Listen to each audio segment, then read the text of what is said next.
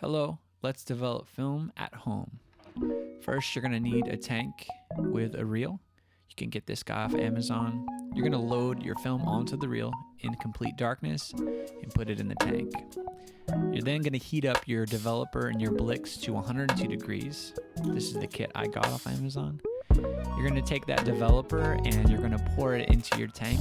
And for 3.5 minutes, you're gonna agitate 4 times every 30 seconds. Little break.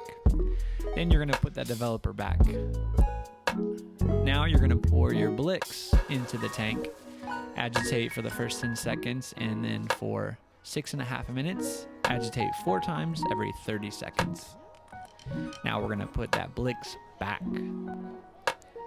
And then for 3 minutes, we're going to rinse with water in our tank. And finally, we're gonna take our stabilizer and we're gonna just agitate a bit in the tank. And this is important, we do not wanna rinse after this. We'll put that stabilizer back and check our negatives, see if we got some images. And there you go. I know I zoomed through this, but if you have any questions, let me know.